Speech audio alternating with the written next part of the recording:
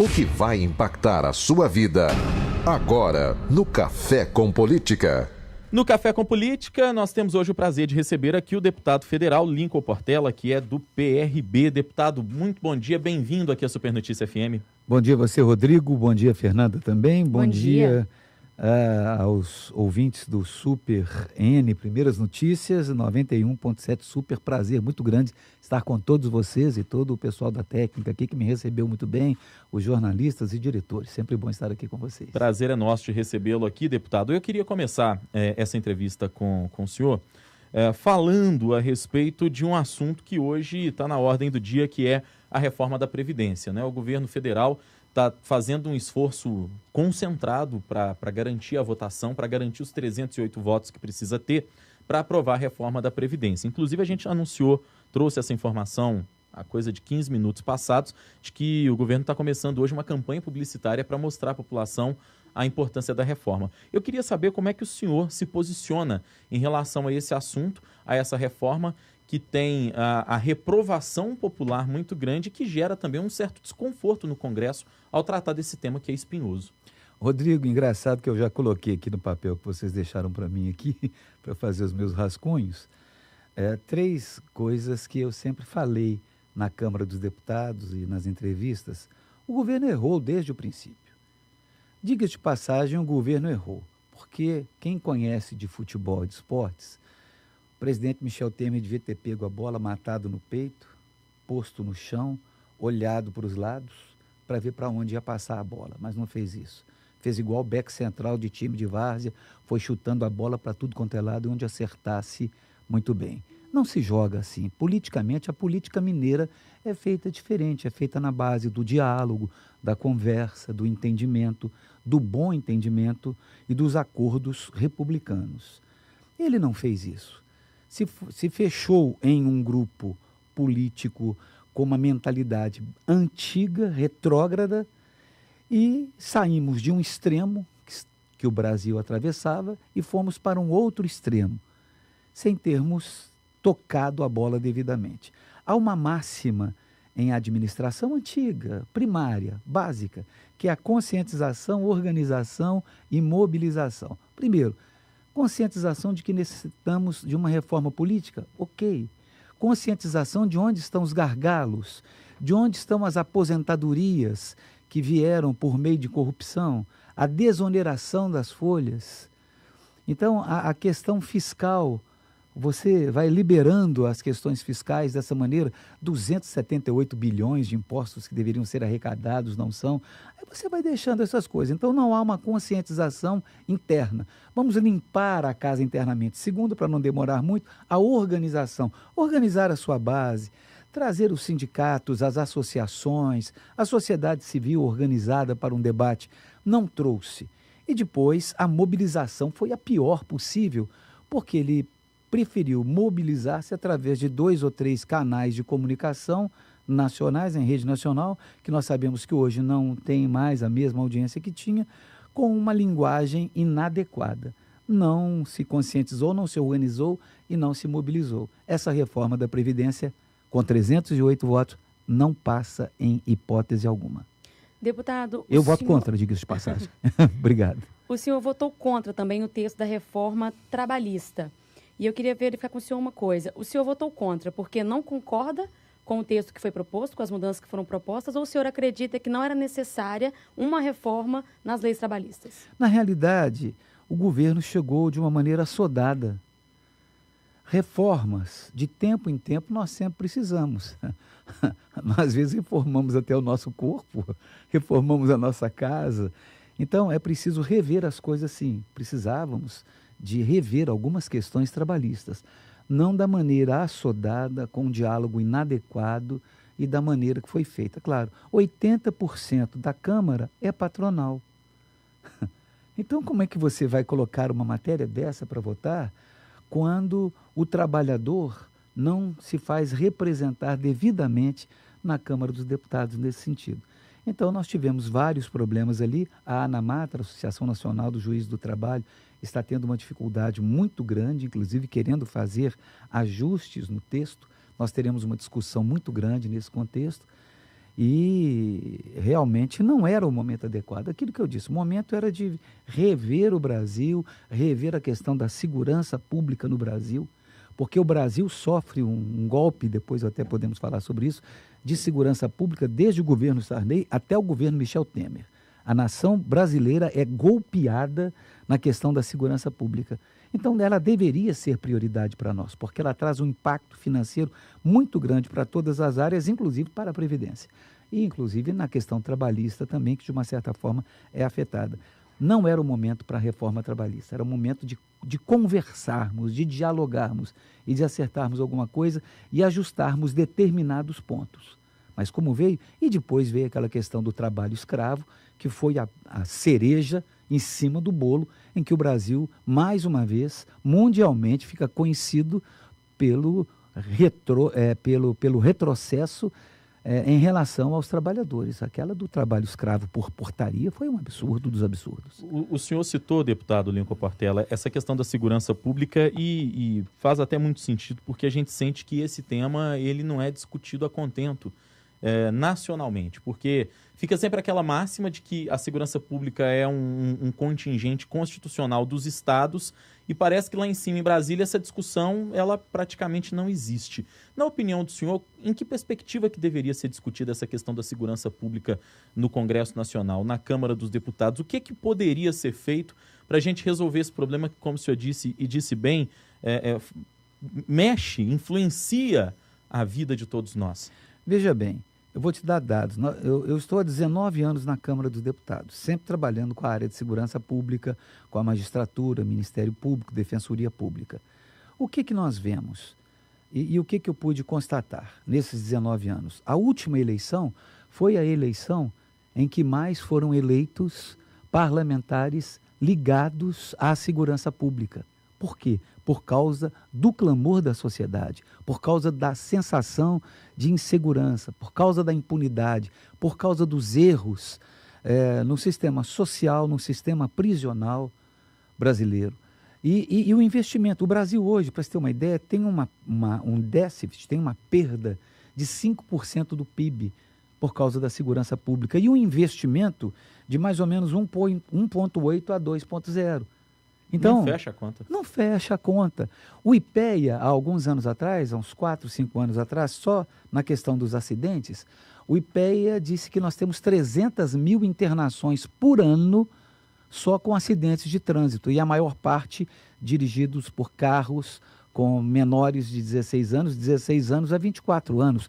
Imagine bem, 300 mil internações nos hospitais brasileiros por causa de 55 mortes por ano, 1.000 mortes por ano no trânsito, e os acidentes e as sequelas que ficam. O que isso incide na Previdência? O que isso vai incidir na saúde? E a violência vermelha, onde nós temos 60 mil assassinatos ano, crescente. O ano passado, nós tivemos 60.550 homicídios no Brasil. Subiram já 550. A cada 11 minutos, uma pessoa desaparece no Brasil. A cada 10 minutos, nós temos um estupro coletivo no Brasil e nós só temos 35% dos dados apurados. Quer dizer mais alguma coisa? Ou seja, nós temos uma média aproximadamente de 120 mil pessoas que morrem no Brasil. Nós soltamos uma bomba, como aconteceu em Nagasaki e Hiroshima, uma bomba atômica numa cidade e destruímos por ano uma cidade de 120 mil pessoas.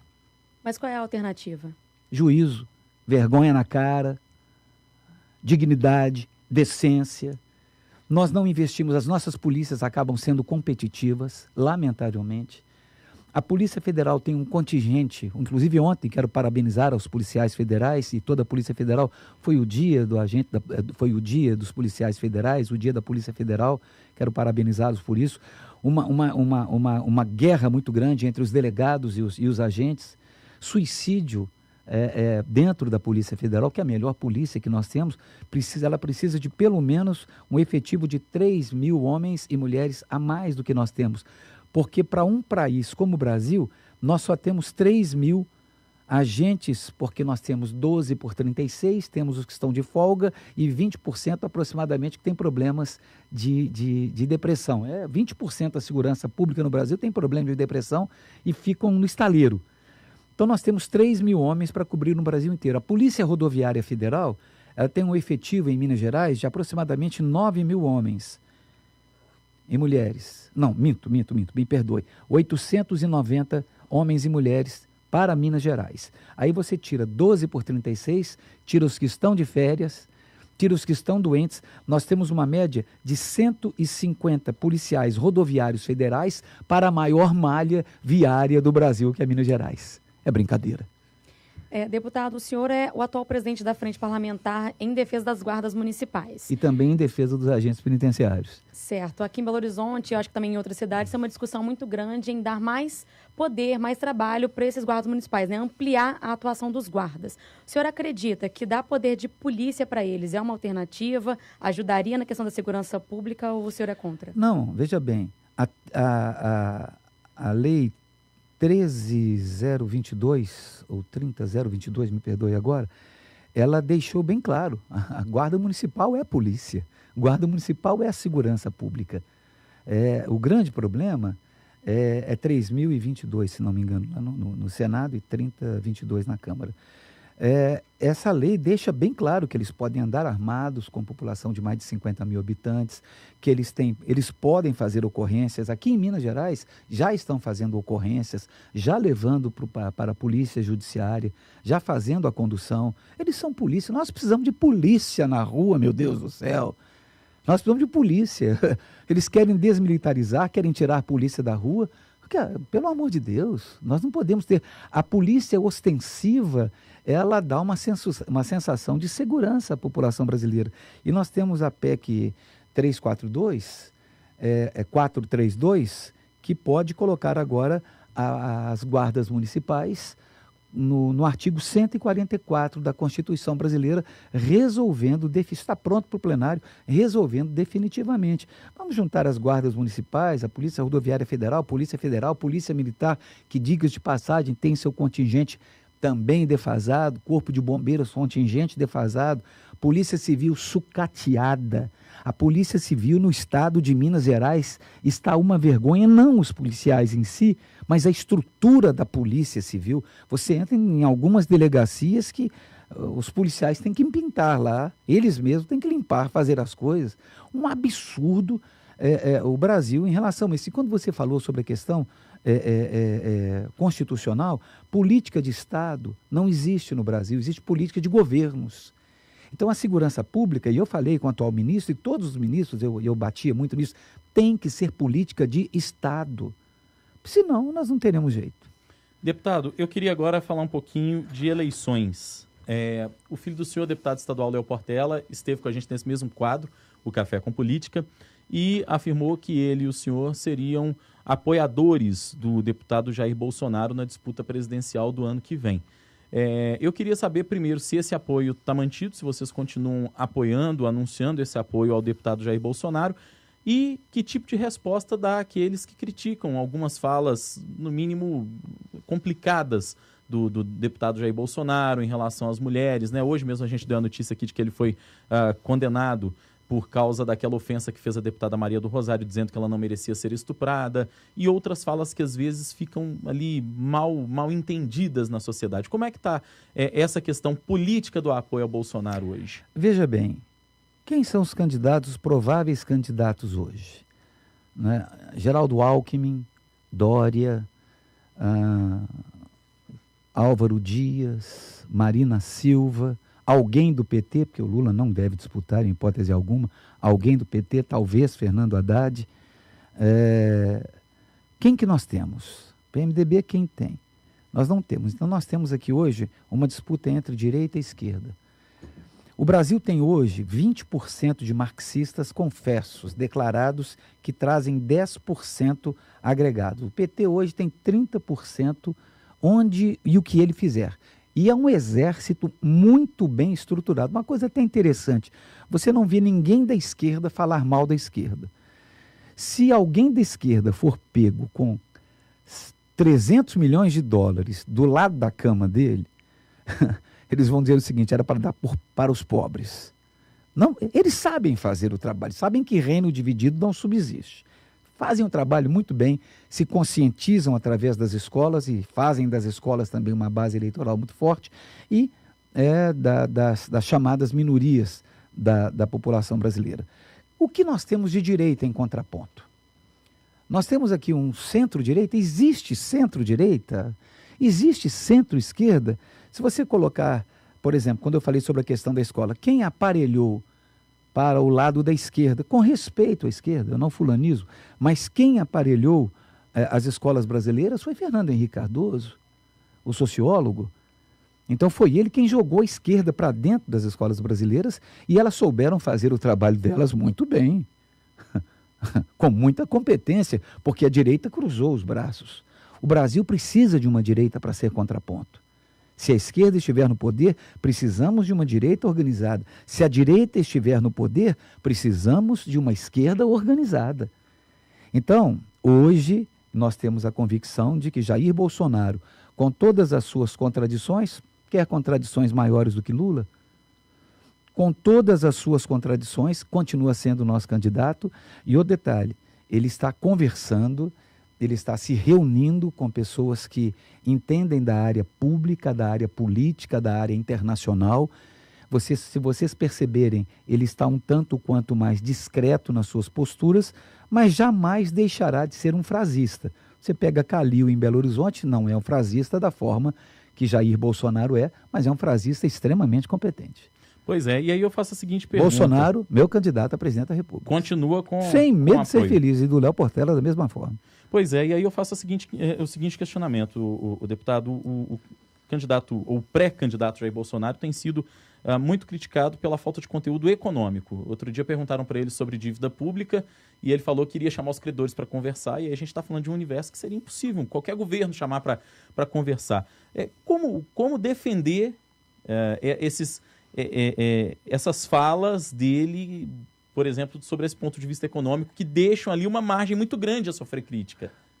Como defender isso? Como defender um ex-presidente da República, que foi o melhor em nível de inclusão no Brasil, que disse abertamente numa entrevista na época do Mensalão que o Caixa 2 era uma coisa inteiramente normal. Como defender um presidente desses? Como defender uma presidente da República que diz que nós vamos estocar vento? São as contradições que nós temos. Agora, Bolsonaro está se submetendo ao aprendizado nesse contexto.